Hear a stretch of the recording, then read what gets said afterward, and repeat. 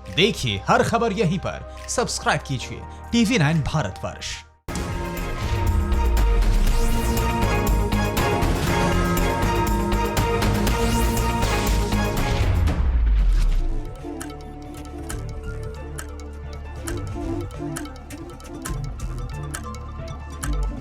नमस्कार, मैं हूं दिनेश गौतम। हमारी अड़ी में आपका स्वागत है। 40 साल से भी ज्यादा वक्त बीत जाने के बाद LAC पर चीन ने ऐसी हिमाकत कर दी जिससे आज पूरा हिंदुस्तान स्तब्ध है। गलवान घाटी के पास कल देर रात भारत और चीन के सैनिकों के बीच 2 से 3 घंटे की हिंसक झड़प हुई, जिसमें भारतीय सेना के एक कर्नल समेत 3 जवान शहीद हो गए। इस घटना पर इस वक्त की सबसे बड़ी खबर आपको पहले बता देता हूं। भारत चीन सीमा विवाद पर अमेरिकी राष्ट्रपति ट्रंप की भी नजर है। रात 11:30 बजे वो अपने अधिकारियों से इसकी पूरी जानकारी लेने वाले हैं। इससे पहले भी ट्रंप ने भारत के सामने मध्यस्थता की पेशकश की थी, जिसे भारत ने खारिज कर दिया था। ये पहली ब्रेकिंग आपको बता रहा हूं मैं अड़ी में, और इसी पर आज मेहमानों से होने वाली है चर्चा। दूसरी अहम डेवलपमेंट भी आपको बता दूं, LAC पर खूनी झड़प के बाद अमेरिका के साथ ब्रिटेन से भी बड़ी खबर आ रही है। ब्रिटेन की मीडिया में वर्ल्ड वॉर 3 की आशंका जताई गई है। ब्रिटिश मीडिया ने माना है कि भारत ने चीन के 5 सैनिक मारे हैं, लिहाजा तीसरा विश्व युद्ध, इसका डर सामने दिखाई दे रहा है। क्या वाकई विश्व युद्ध, पहले ही कोरोना से त्राहिमाम कर रही है दुनिया, क्या विश्व युद्ध भी थोपा जाएगा दुनिया पर? वहीं सीमा पर चीन की चोरी के बाद सीनाजोरी भी नजर आ रही है। गलवान घाटी में झड़प के बाद चीनी विदेश मंत्रालय ने बयान जारी करते हुए कहा है कि भारतीय सैनिकों ने सीमा पार की है जो नहीं करनी चाहिए थी। हमेशा भारत को उकसाने वाले चीन ने भारतीय सैनिकों पर LAC पर सख्ती नहीं करने की चाल चली है, ताकि दुनिया के सामने वो अपना मासूम चेहरा दिखा सके, कह सके कि गलती भारत ने की है, चीन ने नहीं। लेकिन चीन की हर चाल से भारत वाकिफ है। बॉर्डर पर जो बलिदान हुआ है उसका बदला हिंदुस्तान जरूर लेगा। 3 जवानों की शहादत यूं ही नहीं जाने देंगे, क्योंकि ये 1965 का भारत नहीं है, ये 2020 है। और दुश्मन कोई भी हो, उसकी आंखों में आंखें डालकर हम उसे अपनी हैसियत बताना जानते हैं। और इस बीच ये एक और अहम खबर आपको बता दें, रक्षा मंत्री ने विदेश मंत्री और CDS के साथ बैठक की है। सेना प्रमुख भी इस बैठक में शामिल हैं। जाहिर है इस बारे में विचार विमर्श हो रहा होगा कि अगर बातचीत के दौरान भी चीन ऐसा काम कर सकता है, धोखा कर सकता है हिंदुस्तान के साथ, तो फिर अब हिंदुस्तान को कैसे सतर्क रहना चाहिए। और मौजूदा स्थिति में जबकि फौजों को भी स्टैंड बाय कर दिया गया है, अब आगे क्या कदम होने चाहिए। हालांकि उधर चीन के विदेश मंत्रालय ने यह कहा है कि हम बातचीत के जरिए इस तनाव को कम करना चाहते हैं, लेकिन चीन जाहिर है दोगला है। एक तरफ वो बातचीत की बात करता है और दूसरी तरफ भारत के सैनिकों पर तब हमला करता है जबकि वो बातचीत पर भरोसा करते हुए उन पर भरोसे की गलती करते हैं।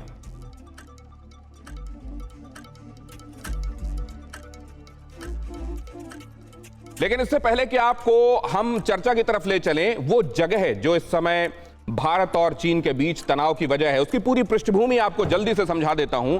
वो कौन सी जगह है, वो इलाका क्या है, पहले यहां का इतिहास क्या कहता है, और अब यहां पर किस जगह पर चीन की और भारत की फौजें आमने सामने हैं। सबसे पहले ये नक्शा देखिए, ये आपको ओवरव्यू देगा। ये है जम्मू कश्मीर, लद्दाख, पाक ऑक्यूपाइड कश्मीर, अक्साई चिन और गलवान घाटी। यह है जम्मू कश्मीर का हिस्सा, नीचे की तरफ जम्मू, ऊपर कश्मीर घाटी। यह जो हिस्सा आप देख रहे हैं, जो इस ग्रीन से अलग ग्रीन है, यह है पाक ऑक्यूपाइड कश्मीर। खैर ये तो इधर क्योंकि बहुत clear defined line of control है, लिहाजा यहां पर तो दोनों फौजों को पता है कि कौन सा हिस्सा किसका है। लेकिन असल दिक्कत यहां पर है। यहां पर अगर आप देखेंगे तो यह है लेह का हिस्सा। यहां से होते हुए असल में दौलत बेग ओल्डी तक जो सड़क बनाई गई है 223 किलोमीटर की, वो चीन की निगाहों में खटक रही है। आपको बहुत जल्दी से यह भी बता दूं कि 1962 की पृष्ठभूमि क्या थी। असल में उसी नक्शे में अगर आप देखेंगे ध्यान से, तो जिनजियांग तक जाने वाला जो रास्ता था, वो रास्ता चीन अपने कब्जे पर करना चाहता था, लिहाजा 1962 हुआ। और अब ये दरब्रुक, शोक, दौलत बेग ओल्डी, ये जो रोड है, यहां से देखिए आप, ये लद्दाख की राजधानी लेह, यहां से निकलता हुआ दरब्रुक तक। ये दरब्रुक एक गांव है और यहां से आगे शोक नदी असल में उसका नाम शोक नदी, इसको रिवर ऑफ डेथ इसलिए कहते हैं क्योंकि यहां से निकलने वाले बहुत सारे व्यापारी जो होते थे वो इस नदी में गिरकर उन्होंने अपने प्राण गंवाए, तो इसको रिवर ऑफ डेथ भी कहा जाने लगा। ये इसके बिल्कुल बगल बगल निकलती है और यहां से ये भारत ने इसलिए बनाया था रोड, बॉर्डर रोड ऑर्गेनाइजेशन ने ये रोड करीब 2 दशकों की मेहनत के बाद इसलिए बनाई ताकि ये दौलत बेग ओल्डी जो हिस्सा है वो स्ट्रेटेजिकली भारत के लिए बहुत इंपॉर्टेंट है। और केवल वहां पर एयर सर्विलेंस हो रहा था पहले, केवल फाइटर जेट्स के जरिए या फिर एरोप्लेन हेलीकॉप्टर के जरिए यहां पर निगाह रखी जा रही थी, लेकिन कैसे इसको रोड कनेक्टिविटी दी जा सकती है, इसलिए 2 दशकों की मेहनत के बाद ये रोड बनाई गई। चीन को ये खटक गया, चीन को इसलिए खटक गया, ये है एलएसी। ये एलएसी हालांकि इसको लेकर चीन का अपना परसेप्शन है, हिंदुस्तान का अपना परसेप्शन है, लेकिन ये जो एलएसी है इसको अगर आप देखेंगे, ये रेड लाइन जो ऊपर से नीचे की तरफ जा रही है, इसके बगल में ये जो ब्लू लाइन आप देख रहे हैं ये शोक नदी है और ये है एलएसी। एलएसी में इस तरफ चाइना ने अपने पेट्रोलिंग पॉइंट्स बनाए हुए हैं और वो पहुंच गया है काफी करीब यहां तक उसने अपनी रोड बना ली है। आगे उसकी रोड यहां तक कच्ची है और यहां पर जैसा हमने आपको पहले बताया था, दौलत ये जो शोक रिवर है इसका अगर आप पश्चिमी हिस्सा देखें, शोक नदी के पश्चिमी हिस्से के इस तरफ से वो जो हमने आपको बताया था दौलत बेग ओल्डी तक पहुंचने वाली भारत की सड़क निकलती है और वही खटक रही है चाइना को, और इसीलिए यहां पर उसने अपने सैनिक भेज दिए। हिंदुस्तान ने भी आईटीबीपी के 2 पॉइंट उसके यहां पर हैं, यहां से अपने सैनिकों को भेजा और जब यहां ज्यादा सैनिक भेजे गए चाइना की तरफ से तो हिंदुस्तान ने भी बिल्कुल उसी तरीके से, जैसे कि आईना होता है, जितना आप करेंगे उतना ही हम करेंगे, इसको कहते हैं मिरर डिफेंस। जितनी सेना उन्होंने वहां बुलाई, हिंदुस्तान ने भी उतनी सेना बुलाई। और एक बार आपको यह बता दूं, ये जो चाइनीज पोस्ट हैं असल में यहां कहीं पर इनका समझ लीजिए पीपल्स लिबरेशन आर्मी का हेडक्वार्टर्स है और उन्होंने अपने पेट्रोलिंग पॉइंट्स जो बनाए हुए हैं यहां पर बनाए हुए हैं और ये हैं उनकी 2 पोस्ट, चाइनीज पोस्ट नंबर 1 और 2। यहां से ये इस बार कदरन आगे बढ़ते हुए जहां तक इनकी रोड है उससे भी आगे बढ़कर यहां पहुंच गए करीब इस जगह पर, क्योंकि ये एक्चुअल कंट्रोल की जो लाइन है उसके करीब बढ़ रहे थे। हिंदुस्तान इस बारे में अलर्ट था, लिहाजा यहां से हमारी पेट्रोलिंग जो टुकड़ियां हैं वो यहां पर पहुंची और पहले इनके सामने स्टैंड ऑफ हुआ, फिर बातचीत। 6 जून को जो बातचीत हुई थी उसमें यह तय हुआ था कि बातचीत से हम समाधान निकालेंगे और दोनों ही तरफ से कोई झड़प नहीं होगी, लेकिन चीन ने एक बार फिर से पीठ में छुरा घोंपने का काम किया है। और तब जबकि अब भारत ने ईंट का जवाब पत्थर से दिया है, आगे क्या होने वाला है। हमारे साथ जुड़ रहे हैं खास मेहमान, नलिन कोहली प्रवक्ता भारतीय जनता पार्टी, चरण सिंह सापरा प्रवक्ता हैं कांग्रेस के, lieutenant general Shankar Prasad defence expert हैं, अशोक सज्जनहार पूर्व राजनयिक, मेजर जनरल संजय सोई डिफेंस एक्सपर्ट, पुष्पेश पंत राजनीतिक विश्लेषक। आप सभी मेहमानों का बहुत स्वागत है। लेकिन सबसे पहले नलिन जी आपसे शुरुआत, क्या हिंदुस्तान ने जवाब दे दिया? क्या हिंदुस्तान आगे इसको और आगे ले जाने के लिए दोनों ही तरीकों से, बातचीत से भी या सामरिक लिहाज से भी तैयार है? और क्या यह संदेश चाइना को लाउड एंड क्लियर चला गया? एक संदेश जो बड़ा स्पष्ट है वो है कि भारत में जो आज का नेतृत्व है मोदी जी की सरकार का, भारत के सुरक्षा और उसके जो सिक्योरिटी इंप्लीकेशंस है उस पर कहीं पर भी कोई समझौता नहीं करने को तैयार है और उसके लिए जो कदम उठाए गए हैं जाएंगे। और ये बात हमने देखी है, चाहे उरी के बाद देखी हो, चाहे हमने पुलवामा के बाद बालकोट और सर्जिकल स्ट्राइक देखी। ये कुछ उदाहरण है। सीमा पे जो एलओसी पे जो फायरिंग होती थी, सीज फायर वायलेशन, उसका मुंह तोड़ जवाब दिया जाता है। और इसका अर्थ क्या है कि राजनीतिक इच्छा शक्ति है और हमारे वीर सैनिक जो हैं, जवान हैं, जो हमारी एयरफोर्स है, नेवी है, उनके पास अब वो एक स्वतंत्रता है कि देश की हिफाजत के लिए जो भी करना है वो करते। आज हमारे देश के 3 वीर लोग, जवान और एक अफसर ने, 2 जवान एक अफसर ने देश के लिए शहादत दी। बड़ी बात है कि 45 साल बाद इस बॉर्डर पे ऐसा कुछ हुआ है। लेकिन जो अभी फिगर्स आ रही हैं चीन की तरफ से तो स्पष्टता नहीं आती कभी, लेकिन वहां पर हेवी कैजुअलिटीज की बात हो रही है। हमारे लिए ये गंभीर बात है कि जो यहां पर डी एस्केलेशन की बात हो रही थी और यहां इस गलवान वैली में कोई कंफ्यूजन का स्कोप नहीं है, जो विशेषज्ञ स्पष्ट कहते हैं, इस डी एस्केलेशन के समय पर यह ऐसा क्यों हुआ?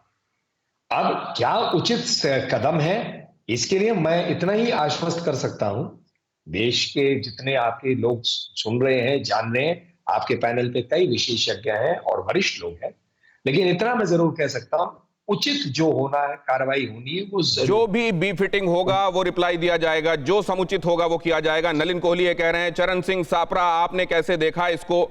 ये बात स्पष्ट है कि भारतीय टेरिटरी में वो दाखिल नहीं हुए थे, हालांकि उन्होंने अक्साई चीन कब्जाया हुआ है, उस हिसाब से वो हिस्सा जिधर वो खड़े होकर बात करते हैं वो भी हमारा है, लेकिन इस वक्त जो हमारा हिस्सा है उधर वो नहीं पहुंचे, और जब उन्होंने हमारे साथ धोखे की कोशिश की तो उनको जवाब भी दिया गया। आप इससे संतुष्ट हैं? आपका नजरिया कुछ और है?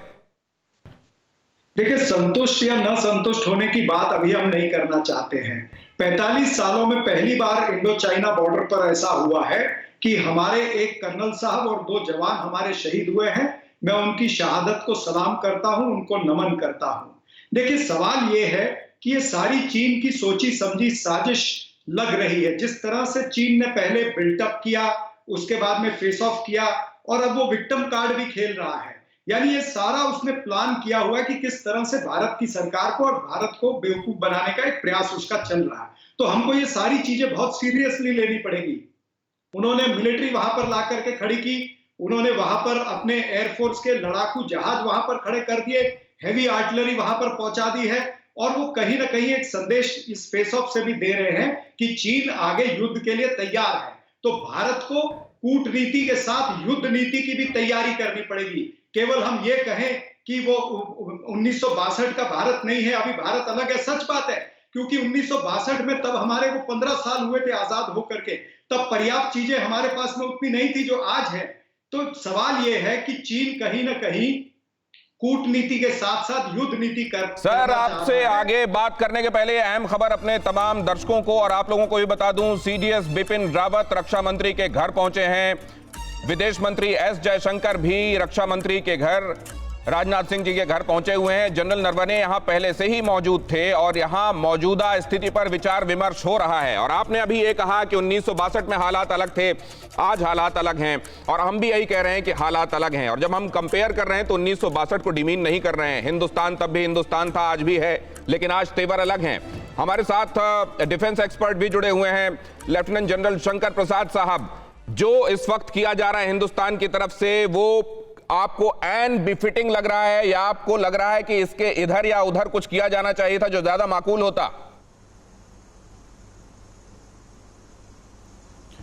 मैं समझता हूं कि जो भारत सरकार इस समय एक्शन ले रही है, वह सोच विचार के ले रही है। यह कार्यक्रम तकरीबन 1-1.25 महीने से चल रहा है। इसमें हर एक लेवल पे अपना अपना कार्य हो रहा है। मिलिट्री लेवल पे अपना कार्य हो रहा है, डिप्लोमेटिक लेवल पे अपना कार्य हो रहा है, और मैं समझता हूं पॉलिटिकल लेवल पे अपना कार्य हो रहा होगा, और इकोनॉमिक इश्यूज पे भी इसकी बातचीत और इसके बारे में सोच विचार हो रहा होगा। मेरे को इसमें कोई शक नहीं है कि सब डिपार्टमेंट्स अपना अपना कार्य कर रहे हैं। समझने की बात यह 2-3 बातें जो मुख्य बात है, भारत ने बिल्कुल क्लियर कर दिया है कि जो आप घुसपैठ कर रहे हैं और जो आप कहते हैं ये सड़कों पे काम बंद करें, ये बंद नहीं होगा। सड़क हमारे इलाके में जैसे आपने दिखाया अभी, और सड़क बनेगी। इसका एक प्रमाण कल आपने रात को टीवी पे भी देख लिया। कोरोना की वजह से, लेबर की ना होने की वजह से कार्य रुक गया था, लेकिन कल आपने देखा 1300 लगभग लेबरर वहां फिर इंडक्ट हो रहे हैं, आजकल में पहुंचने वाले होंगे। ये कार्य होगा। इससे एक पहला संदेश चाइना को ये मिला कि चाहे कुछ भी हो जाए, ये सड़क तो बन के रहेगी, क्योंकि ये चाइना अपने, ये इंडिया अपने इलाके में कर रहा है, इसको हम कोई ऑब्जेक्शन कर नहीं सकते। दूसरी बात, चाइना ने एक अपनी फोर्स को एमास किया है वहाँ, केवल इन्फेंट्री नहीं बल्कि आर्टिलरी और टैंकों को भी वहाँ नियुक्त किया है। तो उसकी ये इंटेंशन थी शायद भारत को वो डरा देगा, लेकिन भारत अब डरने वाला तो है नहीं। तो भारत ने भी पिछले 3-4 हफ्तों में अपनी सेना को पूरी तैयारी कर दी है। हालांकि Indian troops are already acclimatized, Indian troops are well prepared. वो जमाना गया, दोबारा हम लोग कह रहे हैं वो जमाना गया। अब आज की तारीख में, जैसे आपने एक लफ्ज इस्तेमाल किया मिरर डिप्लॉयमेंट, खैर मिरर डिप्लॉयमेंट तो एक कोलोकियल वर्ड हो गया। मैं समझता हूं इसको कहेंगे एडिक्वेट फोर्सेज। अगर चाइना ने X amount of infantry, Y amount of tanks और एक्स अमाउंट ऑफ आर्मर को रखी है, तो हमें जो जरूरत है, चाहे वो X+1 हो चाहे X+4 हो, इन्फेंट्री की, तो ये मिरर से भी आगे की बात है। अगर हमको लग रहा है कि ये X+1, 2 होना चाहिए तो हम वो कर रहे हैं। क्या मैं आपके पास आता हूं? भाई एक मिनट, एक मिनट, मिरर का लफ्ज आप सिविलियन इस्तेमाल करते हैं, हम मिरर का लफ्ज इस्तेमाल नहीं करते आर्मी में, हम कहते हैं एडिक्वेट डिप्लॉयमेंट, हमको जितना ठीक लगे। तो सर मैं बाकी मेहमानों के पास भी एक राउंड जाता हूं और उसके बाद आपके पास दोबारा पहुंचूंगा ये जानने के लिए कि आप पूरे तौर पर ये क्या कहना चाह रहे हैं। मैं पुष्पेश पंत जी के पास जाना चाहूंगा। पुष्पेश पंत साहब, क्या चाइना के लिए, चाइना जिस तरह का मुल्क है वो अपनी एक ढिठाई को एक और बड़ी ढिठाई से ढकना चाहता है, और क्या विश्व ये होने देगा? नहीं, देखिए दो बात है। मैं पहली बात तो ये कहता हूं कि जो जनरल साहब कह रहे थे मैं उनसे पूरी तरह सहमत हूं। हम लोग कितनी ही विशेषज्ञता का दावा करें, जो सैनिक अनुभवी सेना नायक हैं, जिन्हें इन परिस्थितियों का अनुभव है, वो मेरे ख्याल में सब बातों का खुलासा किसी टेलीविजन परिचर्चा में नहीं कर सकते हैं। मगर यदि वो कहते हैं कि X+1 या X+4 या कुछ भी कहिए, हम एक एडिक्वेट रिस्पॉन्स के लिए तैयार हैं, तो हमें इसमें संतोष करना चाहिए। मुझे लगता है दूसरी बात जो मुझे बहुत संतोषपूर्ण लगती है कि इस समय जब चीन विश्वासघात एक बार फिर कर रहा है, तो सारे देश को दलगत पक्षधरता से मुक्त होकर अपने देश के राष्ट्र हित के बारे में एकजुट होना चाहिए। और चाहे कितनी ही हमारी आपत्तियां, आलोचनाएं वर्तमान सरकार के प्रति हो, कम से कम इस सामरिक महत्व के संवेदनशील मुद्दे पर हम लोगों को एकमत रहना चाहिए, एकजुट रहना चाहिए और सरकार तथा सेना का समर्थन पूरा करना चाहिए। तीसरी बात जो मैं कहना चाहता हूँ, सारी बातें जो हमारी सरकार कर रही है ये इतनी गोपनीय होती है, कम से कम सामरिक सेना की तैनाती की, जिनका खुलासा शायद सार्वजनिक नहीं किया जा सकता है। तो हम ये मानकर कि हमारा गुप्तचर संस्था हो, हमारी रक्षा हो, हमारी वायुसेना हो, ये सारी चीजें राजनय और सेना, हम ये भरोसा रखें कि हमारे रक्षा मंत्री, हमारे विदेश मंत्री जो चीन में भी राजदूत रह चुके हैं, अमेरिका में भी राजदूत रह चुके हैं, राष्ट्रीय हित की संरक्षा के लिए तत्पर रहेंगे। अंतिम बात जो मैं जोड़ना चाहता हूं सर, ये बड़ी खबर और जिसका इशारा अभी नलिन कोहली साहब कर रहे थे उसका मैं जिक्र कर दूं, क्योंकि हम ये दिखा रहे हैं कि हम दृढ़ता से आगे बढ़ रहे हैं और चीन को हम दृढ़ता से जवाब दे रहे हैं। उधर ढिठाई है, इधर दृढ़ता है। भारत चीन तनाव के बीच ये बड़ी खबर है, झारखंड से मजदूरों को लद्दाख ले जाने वाली ट्रेनें रद्द की गई हैं। चीन के साथ तनाव के बीच ये ट्रेनें रद्द की गई हैं। लद्दाख सीमा पर कंस्ट्रक्शन के लिए ये मजदूर जाने वाले थे। ये जो रोड बनाई गई है 223 किलोमीटर की, जिसका जिक्र कर रहे थे हम अभी, लेक से लेकर दौलत बेग ओल्डी तक, इसमें कुछ एक जगहों को मरम्मत का काम किया जाना था, कुछ एक जगहों पर फीडर रोड बनाई जानी थी। इसके लिए झारखंड से खास तौर से ये मजदूर भेजे जा रहे थे, क्योंकि ये माना जाता है कि झारखंड के मजदूर इन हिली टेरेन्स के लिए खुद को जल्दी एक्लेमेटाइज कर सकते हैं। लेकिन फिलहाल ये ट्रेनें रोकी गई हैं। इस सब के बीच मैं अगला सवाल लेकर जा रहा हूं defence expert major general Sanjay Soi के पास। मेजर जनरल संजय सोई, हमारी टेरिटरी में हम जो कर रहे हैं उससे चीन को सिरदर्द क्यों होता रहा है? ये उस जमाने से है जब उसने हमारी टेरिटरी में जिनजियांग वाला एक रास्ता बनाया और उस टेरिटरी को अपना हिस्सा बताकर कब्जा कर लिया। अब ये उसकी आंखों में खटक रहा है हिस्सा, लेकिन अब क्या उसको ये समझ में नहीं आता कि पूरा परिदृश्य विश्व पटल पर बदला हुआ है? नहीं, बिल्कुल आप सही कह रहे हैं, क्योंकि आज जो चाइना का जो इंफ्रास्ट्रक्चर डेवलपमेंट हो चुका है वो LAC तक हो गया है, और अभी भारत ने इस चीज के ऊपर जोर दिया है, स्पीड अप किया है कि हम भी LAC तक डेवलपमेंट करें अपना इंफ्रास्ट्रक्चर, रोड वगैरह, जिसके लिए चीन को तकलीफ हो रही है। दूसरी बात, सेना हमेशा से आक्रामक रही है, इसमें कोई शक नहीं है, चाहे 62 है, कभी भी रहा, सेना ने अपना प्रूव किया है।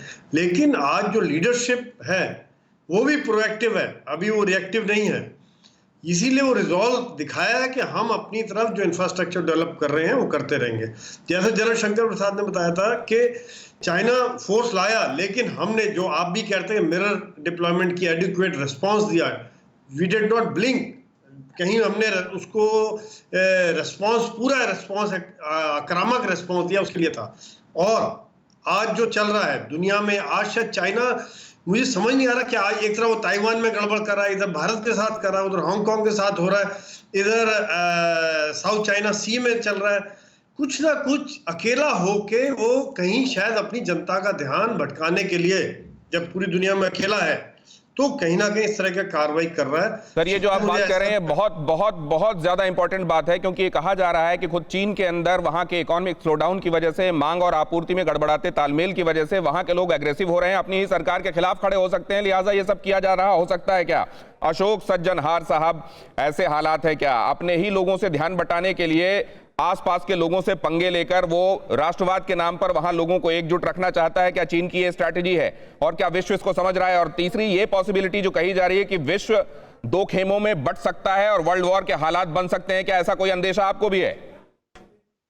देखिए, मैं अभी कहूंगा आपका जो आखिरी प्रश्न है, जो इस समय तो तीसरे विश्व युद्ध के मुझे आसार इतने ज्यादा नजर नहीं आते हैं। ठीक है, ये लोकलाइज्ड है और मेरे विचार से बातचीत से ये हल हो जाएगा। जो आपका पहला प्रश्न था दिनेश जी, जो क्या वो अपनी जनता का ध्यान बटाने के लिए कर रहा है, यकीनन कर रहा है, क्योंकि वहां पर देखिए करीब 70 से 80 मिलियन लोग वहां पर बेरोजगार हो गए हैं। शी जिनपिंग के विरुद्ध भी, जैसे उन्होंने कोरोना वायरस को पहले डील किया, उसके विरुद्ध भी आवाजें उठ रही हैं। शी जिनपिंग ने जैसे 2018 में अपने को एकमात्र राष्ट्रपति और जिसका कोई भी नियमित टर्म नहीं होगी, टेन्योर नहीं होगा, वो जितना चाहे आगे चल सकते हैं, उसमें भी वो है। परंतु देखिए एक चीज और है इसमें, एक तो जब चीन ने यहां पर 3-4 जगह पे, चाहे गलवान वैली हो, हॉट स्प्रिंग्स हो, या सिक्किम में नातुला हो, या पांगोंग लेक हो, वगैरह वगैरह, जब उसने एक कोऑर्डिनेटेड तरीके से अपनी सब फोर्सेस यहां पर लाए, तो भारत ने जैसे उसका रिस्पॉन्ड किया, तो मेरे विचार से चीन को यह बिल्कुल ही अनएक्सपेक्टेड था। तो चीन एकदम इससे काफी वो सरप्राइज हुआ और काफी उसको बहुत बेचैनी हुई जो भारत इतनी तरीके से रेडी है। दूसरी चीज मैं कहूंगा, जो देखिए भारत का जो इसमें स्ट्रैटेजी रही है, वो आपने भी इसको बताया है, जो हम स्ट्रेंथ विद रिस्ट्रेंट, हम अपना पूरा फोर्स वहां पर इस्तेमाल करेंगे, पर हम बिल्कुल रिस्ट्रेंट से काम करेंगे, संयम से काम करेंगे, वही हमने लिया है। तो यहां पर जो कल रात को झड़प हुई है, उसमें हमने ये देखा है, जो भारतीय सेना जो वहां पर है पूरे तरीके से तैयार थी और मुस्तैद थी। हमारे अगर 3 लोग मारे गए हैं, शहीद हुए हैं यहां पर, तो उनको भी काफी वैसा ही नुकसान, उससे ज्यादा ही नुकसान पहुंचा है। अब एक बात मैं यहाँ पर और समझ लेना चाहता हूं सर, नलिन कोहली साहब से, आपके पास मैं फिर से लौटूंगा अशोक सज्जनहार साहब, लेकिन नलिन कोहली साहब, इसमें 2 तरह की बातें आ रही हैं।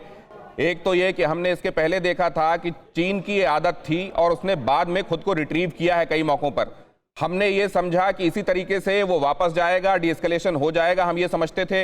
या इस बार जब ढिठाई हद से ज्यादा बढ़ी और जब हम ये बना रहे थे ये रोड, तब से हमको ये अंदेशा था कि चीन हमारी टेरिटरी पर, हमारे ही कंस्ट्रक्शन पर फिर से निगाहें तरेरेगा, लिहाजा हम सावधान थे। मैं इसलिए पूछ रहा हूं क्योंकि पहले कैजुअलिटी इंडियन साइड को हुई है सर। ये कहना संभव नहीं है कि पहले कैजुअलिटी किस साइड हुई है, क्योंकि इस पर अभी मैं आपका ये पूरा जवाब दूंगा, लेकिन आपको कुछ तस्वीरें दिखा दूं। राजनाथ सिंह साहब के घर में जो इस वक्त बैठक जिसका मैं जिक्र कर रहा था हो रही थी, जिसमें सीडीएस भी शामिल थे, विदेश मंत्री एस जयशंकर भी शामिल थे, सेना अध्यक्ष भी शामिल थे। वो मीटिंग अभी समाप्त हुई है और उसके बाद ये ऑफिसर और रक्षा मंत्री इस बैठक के बाद अब उन्होंने तय कर लिया है कि स्ट्रैटेजी आगे क्या होगी। और यहां से विदेश मंत्री, रक्षा मंत्री और सीडीएस के साथ सेना अध्यक्ष, इनकी ये बैठक अब डिस्बर्स हो गई है। लेकिन इसमें क्या तय किया गया है और आने वाले दिनों में भारत की तरफ से क्या दिखाई देगा, वो जाहिर है बहुत जल्दी साफ हो जाने वाला है। नलिन साहब से मैं अपने सवाल का जवाब लेने के लिए वापस चलता हूं। ओवर टू यू नलिन साहब। जी धन्यवाद। मैं जैसे आपसे कह रहा था कि ये कहना संभव नहीं है हम लोगों के लिए कि पहले कैजुअलिटी किस तरफ हुई, भारत की तरफ या चीन की तरफ, क्योंकि इसके पूरे डिटेल्स अभी आएंगे और उचित समय पे मुझे लगता है वो आ भी जाएंगे। लेकिन चीन को लेके अगर हम थोड़ा सा पीछे जाएं, तो डोकलाम के समय एक प्रकार की स्थिति हुई थी, और आपके रक्षा विशेषज्ञ वरिष्ठ लोग हैं वो इस पे और ब्यौरा दे सकते हैं, कि उस समय डोकलाम में हम खड़े रहे, अपने पोजीशन से हिले। भारत एक शांति चाहने वाला देश है, पर शांति चाहने का ये अर्थ नहीं है कि हम अपनी सुरक्षा और रक्षा के लिए गंभीर नहीं है, और ये हमारी कोई वीकनेस है। हम अपनी बात को रखते हैं, लेकिन कोई व्यक्ति ये सोचे कि अपनी भारत को हम एक किस्म से धक्का मार सकते हैं या भारत के साथ खिलवाड़ कर सकते हैं, वो ये भारत नहीं है। आज का नेतृत्व और हमारी सेना की क्षमता, हमारे सारे आर्म्ड फोर्सेस की जो क्षमता है वो बहुत अलग है। तो इसीलिए मैं मानता हूं कि जो भी होना है कूटनीतिक रूप से, हमारी सेना के हाथ में जो भी उनके ऑप्शंस हैं, सारे विषयों को देखकर उचित जो भी होगा देश हित में वही होगा।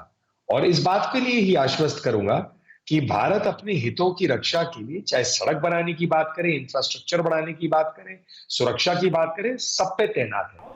अगर एक और मैं जानकारी दूंगा कि हमारे यहाँ जैसे फॉरवर्ड लैंडिंग बेसिस नहीं थे, एयर स्ट्रिप्स नहीं थी, लेकिन पिछले 5-7 सालों में बहुत बढ़ गए हैं। अरुणाचल की तरफ बढ़े हैं। इंफ्रास्ट्रक्चर जो है टोटल बॉर्डर पे बढ़ते जा रहा है। और इसमें जो रिपोर्ट्स आ रही हैं, मैं तो सिर्फ रिपोर्ट्स के आधार पे जो पढ़ता हूं वही कह सकता हूं कि जो रिपोर्ट्स भी आ रही हैं कि हमारे रोड्स जो हैं, हमारे कई ब्रिजेस हैं, हमारी इंफ्रास्ट्रक्चर डेवलपमेंट है 2022 तक बहुत ज्यादा अच्छी हो जाएंगी। तो ये सब कदम उस दिशा में है। और सर, हो सकता क्या है उसी को भारत देखते की हुए बढ़ती चीन की ताकत कुछ की वजह विषय से, है। बावजूद इसके कि भारत ने कभी इन्फ्रिंज नहीं किया, कभी वो आक्रांता नहीं रहा, क्या कुछ लोग जबरन थ्रेट परसेप्शन अपने ऊपर ले रहे हैं? उनमें से एक चाइना है, या चाइना सिर्फ डिफ्लेक्शन के तहत ये करना चाहता है? सापरा साहब, आपका नजरिया। देखिए, मैं ऐसे समझता हूं कि चाइना का अगर इतिहास आप देखेंगे तो वो दगाबाजी का इतिहास है, यानी धोखाधड़ी का इतिहास है, और वो चालबाज भी है। तो ये सारी चीजें देखते हुए और आज की जो मौजूदा परिस्थिति है, इसको देखते हुए मैं समझता हूं कि भारत की सरकार को परमानेंट डिमार्केशन लाइन की तरफ भी बढ़ना चाहिए कि चीन के साथ एक बार हम तय कर लें कि परमानेंट डिमार्केशन। नहीं, लेकिन ये कोशिश तो हमेशा से चल रही है ना सापरा साहब। रशिया के साथ उनका जो बॉर्डर डिस्प्यूट है वो समाप्त हो गया, हिंदुस्तान के साथ वो डिस्प्यूट खत्म करना नहीं चाहते, ऐसा लगता है।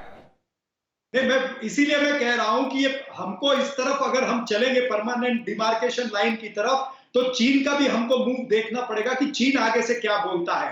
यानी इससे कई चीजें खुलेंगी कि चीन के मंसूबे क्या है, ये हमको पता चलेंगे। नहीं तो क्या करेगा चीन, इसी तरह की परिस्थिति, और जो हमारा बॉर्डर है 3488 किलोमीटर का बॉर्डर है चाइना के साथ, तो फिर वो और जगह पर भी, चाहे वो चुमूर है, डेमचौक है, कैलाश रेंज है, ये हॉट स्प्रिंग्स है श्योक रिवर की, या दीपसंग प्लेन्स है, या फिर त्वांग वैली, वो त्वांग वैली में भी जाकर के कभी इस तरह से वो बैठ सकता है, कराकोरम पास के वहां पर भी जाकर के वो इस तरह से बैठ सकता है। तो चीन को अगर टैकल करना है तो हमको परमानेंट डिमार्केशन लाइन की बातचीत शुरू करनी पड़ेगी, और फिर देखना पड़ेगा कि उसके तौर तरीके क्या है। क्या आज के दौर में भी पुष्पेश पंत साहब जैसा कह रहे हैं सापरा साहब कि हमेशा से उसका धोखेबाज स्वभाव रहा है, आज के संदर्भ में भी वो वहां जाकर बैठ सकता है जहां सापरा साहब कह रहे हैं? वहां तो वो बैठा हुआ है, काराकोरम के पास तो चीन पहुंच ही चुका है। तो उसका one belt one road initiative है, वो सारा पुराने रेशम राजमार्ग को पुनर्जीवन देकर पाकिस्तान में ग्वादर के बंदरगाह तक पहुंच रहा है। और जितनी खरबों डॉलर की अमेरिकी ये परियोजना है, उसको देखते चीन ये बर्दाश्त नहीं कर सकता है कि यहाँ से जरा भी उसे अपनी जगह खाली करनी पड़े। जहाँ तक वो परमानेंट सेटलमेंट की बात कर रहे हैं, मुझे लगता है कि इस इलाके में इस तरह का कोई परमानेंट चिन्हित करना, रेखा खींचना बड़ा कठिन काम है, और चीन इसके लिए बिल्कुल राजी नहीं है। मेरा मानना है कि चीन न केवल विश्वासघाती देश है, बल्कि चीन इस समय बुरी तरह घिरा हुआ देश है, जिसके खिलाफ अमेरिका का वाणिज्य युद्ध चल रहा है।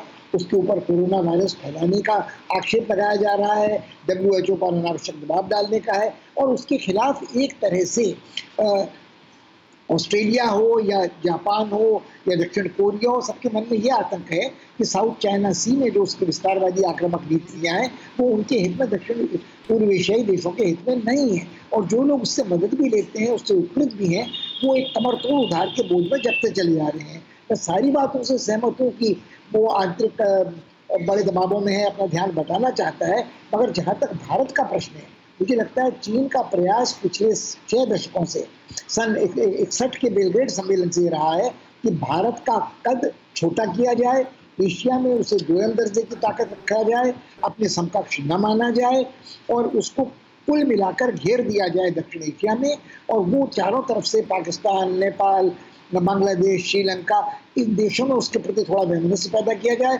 पाकिस्तान में तो बैर है, और बिना चीन के संरक्षण के पाकिस्तान ये कर नहीं सकता था।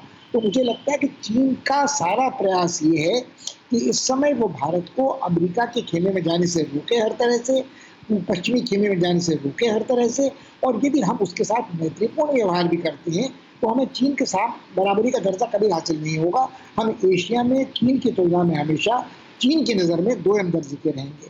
तो हमें लगता है कि हमें दूरदर्शी रीति से, जो समर विशेषज्ञ भारत डोगरा साहब थे, भारत कर्नाटक थे, क्षमा कीजिएगा, हैं, उन्होंने स्पष्ट कहा था कि भारत की, लेकिन सर अगर ऐसा है कि वो अमेरिका के खेमे में भारत को जाने से रोकना चाहता है, तो क्या ये स्ट्रैटेजी जिसको वो अपना रहा है वो कारगर होगी? क्या इससे ना चाहते हुए भी और ज्यादा दूरियां और ज्यादा करीबियां कुर्बत इन दोनों देशों के बीच नहीं बढ़ेगी क्या? हिंदुस्तान और अमेरिका और ज्यादा करीब नहीं होंगे क्या चाइना के ऐसा करने की वजह से? नहीं, मुझे नहीं लगता ऐसा है, क्योंकि भारत इतना बड़ा स्वाभिमानी देश है, उतने बड़े आकार का है, उसकी आबादी लगभग चीन के बराबर है, और हम कई बार ये कह रहे हैं कि हम समकक्ष हैं, हम उसको जवाब दे सकते हैं।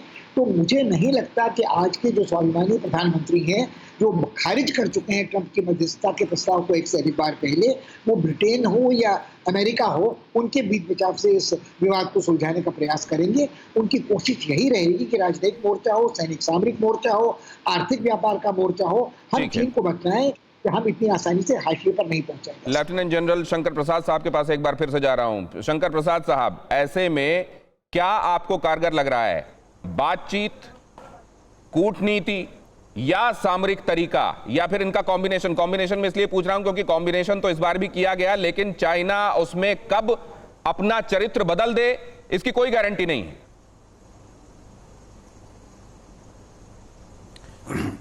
देखिए, आपके सवाल का सीधा जवाब देता हूं। सबसे पहली बात यह है कि हर एक लेवल अपना अपना काम कर रही है। यहाँ पे एम्बेसडर्स बैठे हुए हैं, इन्हें याद होगा कि डोकलम के मसले को हल करने में डिप्लोमेटिक एक्टिविटी हुई थी, लेकिन डिप्लोमेटिक एक्टिविटी को सक्सेसफुल बनाने के लिए आर्म्ड फोर्सेस की बड़ी अहमियत थी। उसमें आर्म्ड फोर्सेस ने एक ऐसी पोजीशन अख्तियार की थी कि डिप्लोमेसी के बारे में उसकी बात हो सकती थी। तो डिप्लोमेसी तभी काम करेगी जबकि आर्म्ड फोर्सेस अपने आप को एक अच्छा स्ट्रॉन्ग दिखाएंगी। एक बड़ी पुरानी कहावत है जो बहुत दिन से कही नहीं गई है टीवी पे, diplomacy and military are the two sides of the same coin. Security is one thing and the same coin on the other side is diplomacy. तो डिप्लोमेसी तभी काम आएगी जबकि आपकी पोजीशन ऑफ स्ट्रेंथ होगी आर्म्ड फोर्सेस की। तो इस समय जबकि हमारी सिचुएशन नदन लद्दाख में गलवान वैली में जो हो रही है, we have to be militarily very strong for any political or diplomatic dialogue to be successful. दूसरी बात जो बहुत लोग कह रहे हैं कि हमारा बॉर्डर सेटल क्यों नहीं हो पाता, बॉर्डर इस बारे सेटल नहीं हो पाता कि चाइना उसको सेटल करना नहीं चाह रहा। अभी 22 और 23 टॉक्स हो चुकी हैं इसी के बारे में, लेकिन वो करना नहीं चाहता। अब वो क्यों नहीं करना चाहता? कि वो चाहता है कि अरुणाचल भी हमें मिल जाए और पूरा लद्दाख का एक्साइज चेन भी मिल जाए और ये जो उसकी सड़क चल रही है उसको डेप्थ मिल जाए। तो ऐसा तो होने वाला है नहीं। हमारी पार्लियामेंट का तो एक एक्ट पास हो रखा है कि अक्षय चिन्ह बिलोंग्स टू इंडिया, और कई दफ़ा ये भी कह चुके हैं कि अक्षय चिन्ह को हम लेके रहेंगे। भारत ले सकते हैं कि नहीं ले सकते, कब लेंगे कब नहीं लेंगे वो बात अलग है, लेकिन that is a part of India and therefore Arunachal is also a part of India. So if you think they can pressurise us in the western sector और इन द सेंट्रल सेक्टर जो नेपाल के संग उन्होंने बातचीत छेड़ दी है, और ईस्टर्न सेक्टर जो अरुणाचल की है, इस सब पे हमें निगाह रखनी पड़ेगी। बहुत लंबा बॉर्डर है, 4000 किलोमीटर का बॉर्डर। बड़ी इंपॉर्टेंट बात आप कह रहे हैं, क्या यहाँ पर भी स्ट्रेटेजी वही होनी चाहिए और क्या ये मुमकिन है सर? देखिए, बड़ी भारी, क्या अक्साई चिन्ह भी लिया जा सकता है? हिंदुस्तान को अब उस तरफ कदम बढ़ाने चाहिए क्या? जब भी कोई देश, सुनिए बात मेरी, जब भी कोई देश लड़ाई की तरफ जाता है तो वो ये सोच कर जाता है कि इस लड़ाई का अंत कहां होगा, या मैं इस लाइन तक पहुंचूंगा, इसका अंत क्या होगा। तो इस लड़ाई का अगर चाइना शुरू करेगा तो वो ये सोचेगा इसका अंत कहां होगा, ये लड़ाई रुकेगी कब। दोनों न्यूक्लियर पावर देश है, बराबर की चोट है, तो ये कहां रुकेगी? क्या इसका वो भारत के संग ट्रेड बंद करना चाहता है? क्या भारत के ऊपर फुल स्केल वॉर करना चाहता है? कि भारत के संग वो पूरा रिलेशन खत्म करना चाहता है? कि भारत को एक तरफ करके पूरे विश्व संग मिला दो, चाइना अकेला हो जाए, ये करना चाहता है?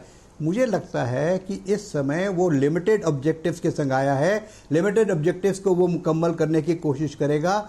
अगर वो कोशिश करेगा मिलिटरीली तो वो कोशिश में हार जाएगा, इसमें कोई शक नहीं है। अगर मिलिट्री टू मिलिट्री कॉम्बैट हो गया, which I hope it doesn't take place because it's a very expensive activity. Sir, कहां रुकेगी लड़ाई? मैं आपके पास आ रहा हूं, लेकिन लड़ाई में जाने से मेजर पहले जनरल संजय सोई के पास चाहिए। मैं जाकर आपके पास आता हूं, लड़ाई कहां रुकेगी, ऑब्जेक्टिव क्या है? और तब जबकि ये कहा जाता है कि अब ये पारंपरिक युद्ध वाली दुनिया नहीं रह गई, अब व्यापार और कर्ज देकर देशों पर कब्जा कर लेना ये नए तरीके का डोमिनेंस है मुल्कों का, और चाइना वो कर भी रहा है।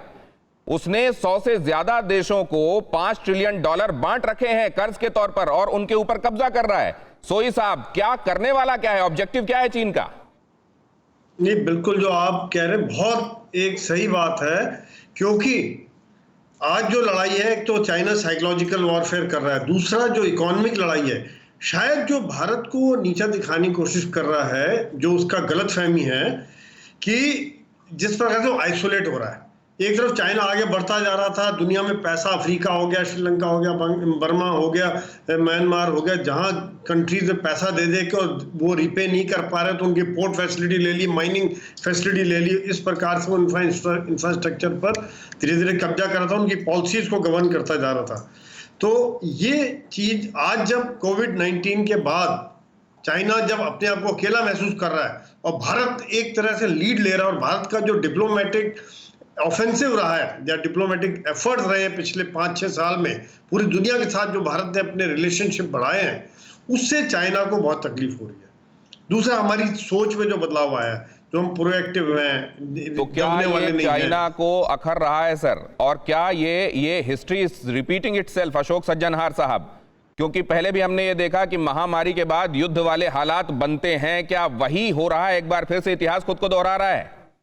जी बिल्कुल, मेरे विचार से यही है। देखिए, हमारे सब पैनलिस्ट ने कहा है जो चीन एकदम अलग थलग पड़ गया है। मैं आपके कंसिडरेशन के लिए और पैनलिस्ट की कंसिडरेशन के लिए ये सबमिट करूंगा, जो चीन अभी समझता है, जो उसके पास एक ये मौका है, उसके पास एक ये स्ट्रेटेजिक अपॉर्चुनिटी है, जबकि पूरी दुनिया इस महामारी के प्रकोप से लड़ रही है, वो किसी ना किसी तरीके से इससे बाहर निकल आया है। सबकी आर्थिक स्थिति एकदम खराब हो चुकी है। जो उसके ऊपर सबसे ज्यादा अंकुश डालने वाला देश है अमेरिका, उसको भी बहुत मुश्किलें हो रही हैं इस महामारी से जूझने की, और उनके तो आगे इलेक्शन आ रहा है। तो इसीलिए चीन समझता है जो अमेरिका या यूरोप, कोई भी देश उसके विरुद्ध कुछ नहीं कर सकता है, इसीलिए उसके पास ये अच्छा मौका है। आपको मालूम है, आपके पैनलिस्ट ने और भी कहा है, जो China is a revisionist country, China is an expansionist country. तो वो ये समझता है मेरे पास बड़ा अच्छा मौका है इस समय, जो मैं अपने लैंड मेरे लिए चाहिए, सामरिक तरीके से चाहिए, सामरिक तरीके से उसको गलवान वैली चाहिए, उसको पंगोंग लेक चाहिए, क्योंकि उसको अपने चाइना पाकिस्तान इकोनॉमिक कॉरिडोर को प्रोटेक्ट करना है, उसको सेफ गार्ड करना है। और उसने दूसरी तरफ भी देखा है, साउथ चाइना सी में अपने यहां से 2000 किलोमीटर दूर तक कहता मेरा हिस्टोरिकल राइट है। तो चाहे वो वियतनाम का फिशिंग वेसल हो, उसको गिरा दिया, या फिर फिलीपींस के विरुद्ध काम किया, या मलेशिया अपने एक्सक्लूसिव इकोनॉमिक जोन में वो अपना डेवलप कर रहे थे ऑयल फैसिलिटी, उनको जाकर वहां पर डरा धमका दिया, इंडोनेशिया के विरुद्ध काम कर दिया। देखिए, बात मैं ये कहूंगा, जो ये हमारा सोच हमारी गलत होगी अगर हम ये समझते हैं जो चीन अलग थलग पड़ गया है। ये ठीक है जो शी जिनपिंग के चीन अलग थलग नहीं पड़ा है। नलिन कोहली साहब, ये नजरिया क्या हिंदुस्तान समझ रहा है कि चीन अलग थलग नहीं पड़ा है, कोरोना जैसा श्राप दुनिया पर थोपने के बाद भी? यदि आप देखेंगे पिछले 5-6 सालों के कूटनीति को नरेंद्र मोदी जी की सरकार के आने के बाद, तो इसमें हमारी सोच में ये कोई देश अलग थलग हो, हम उसके साथ कुछ बिगाड़ना चाहते नहीं, हम अपने रिश्ते सुधारना चाहते हैं हर देश के साथ। लेकिन ये हमारी वीकनेस की कोई निशानी थोड़ी ना देखी जा सकती है। चीन के साथ भी दोस्ती का हाथ रखा गया है, लेकिन जब डोकलाम आया, और डोकलाम से पहले आपको याद है जब चीन के राष्ट्रपति भारत आए थे, उस समय भी लद्दाख में इनकर्शंस हुई थी, लेकिन भारत अपने बात पे अड़ा रहता है। और भारत जो है, ठीक है, आक्रामक देश नहीं है उस रूप से, लेकिन इसका ये अर्थ नहीं है कि अपनी सुरक्षा के लिए जो कदम उठाने वो नहीं उठाता। यही आज का फर्क है आज के भारत में। और नलिन कोहली साहब, लेकिन एक नजरिया ये है कि जिस तरीके से चीन ने कर्ज देकर या वहां कंस्ट्रक्शन के काम अपने हाथ में लेकर उनको फिर हथियार लेने के बाद वो ग्वादर हो, हम्बन टोटा हो, इधर बांग्लादेश में भी वो यही कर रहा है। क्या हम इससे अवेयर हैं? क्या हम इसके लिए जो समुचित कोशिशें हैं वो कर रहे हैं कि इन देशों को एकजुट रखकर चीन की इस रणनीति को विफल करें? नहीं, इसका एक और तरीका मैंने आपसे अभी कहा था थोड़ी देर पहले कि हमारे पास एडवांस लैंडिंग रनवेज नहीं थे, अब कई बन गए। C-52 है शायद, हमारे रक्षा विशेषज्ञ बताएंगे, जो दुनिया का बहुत बड़ा विमान है जो भारत के पास आएगा, C-25, वो वहां लैंड भी कर चुका है एक बार अरुणाचल में। ये क्या है? ये मतलब डेवलपमेंट ऑफ इंफ्रास्ट्रक्चर है। रोड्स की बात आप खुद ही कर रहे हैं। ये जो बातें हैं, आज जो ब्रिज की बात की जा रही है, आपने बहुत बढ़िया और डिटेल रूप से बताया कार्यक्रम के शुरू में कि इस एरिया की महत्व क्या है और वो ब्रिज क्या है। ये सारी चीजें बन रही हैं।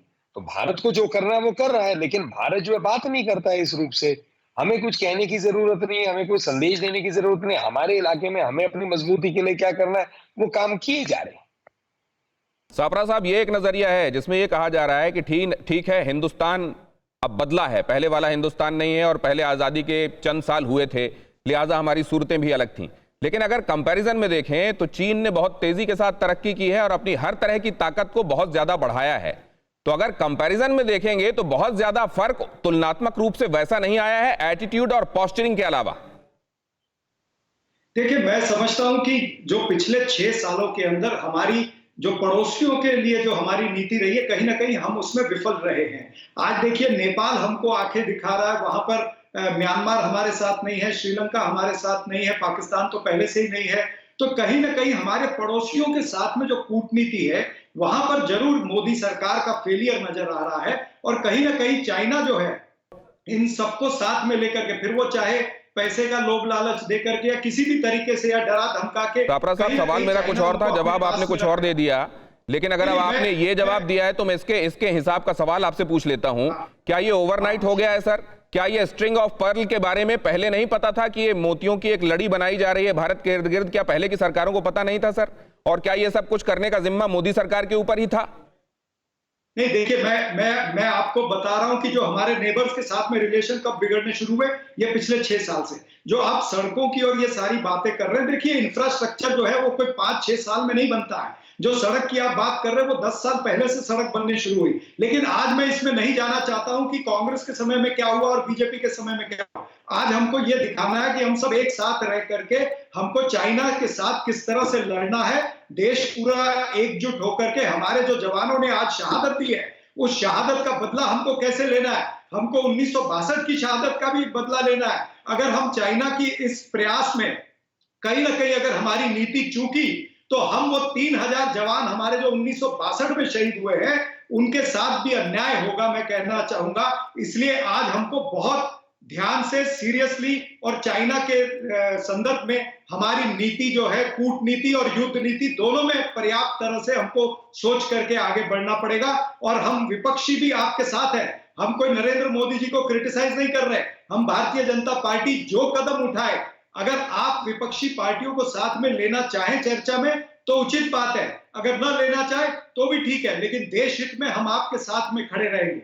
लेफ्टिनेंट जनरल शंकर प्रसाद साहब, आपके पास में आ रहा हूं। यहां पर एक बात और, हिंदुस्तान ने इस वक्त जो ये दृढ़ता दिखाई है कि आप अगर उधर से आंखें तरेर रहे हैं तो भी जो कंस्ट्रक्शन आपको चुभ रहा है हम उसको जारी रखेंगे।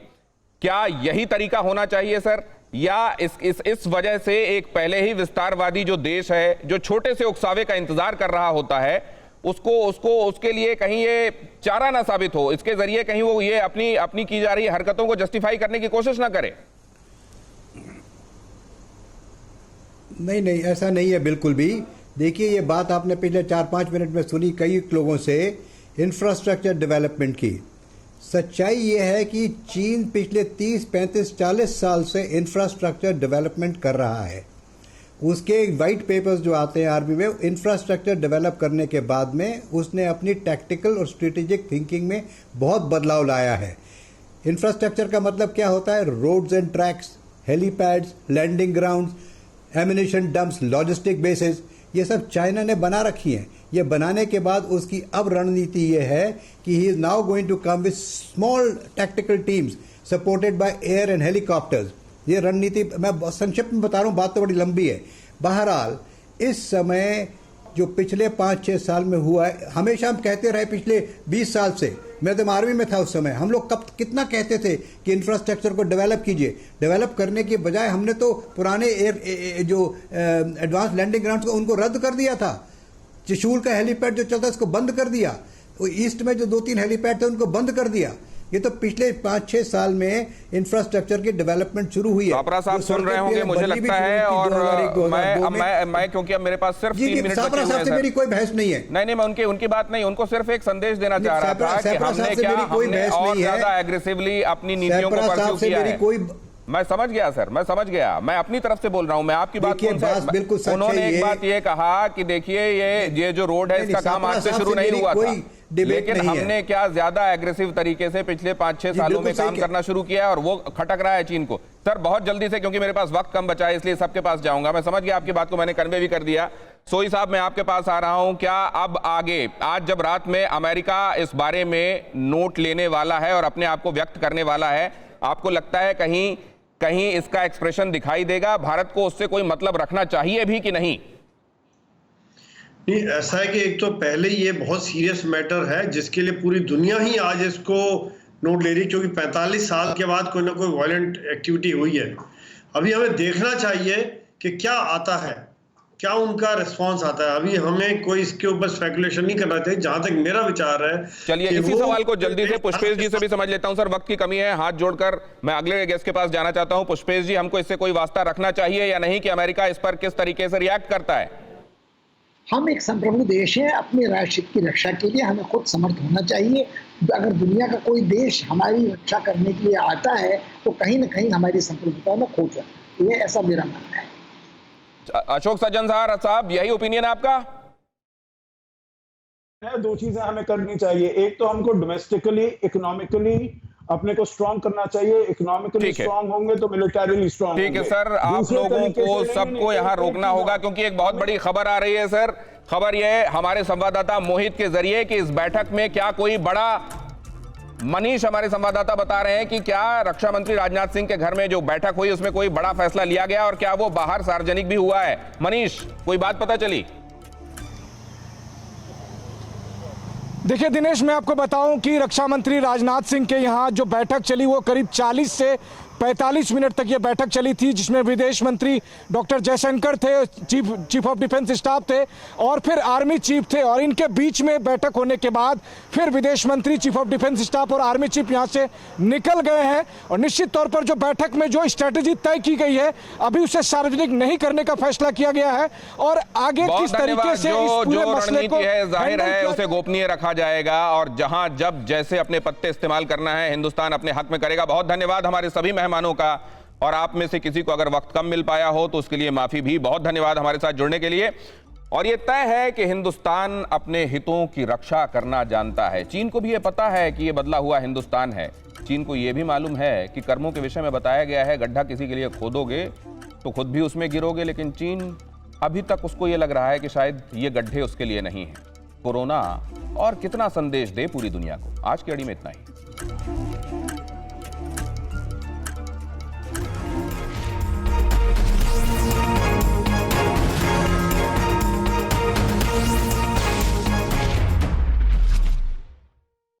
TV9 network, 6 languages, Hindi, English, Telugu, Kannada, Marathi and Gujarati, 56 crore impressions, India's number 1 news network, TV9 network.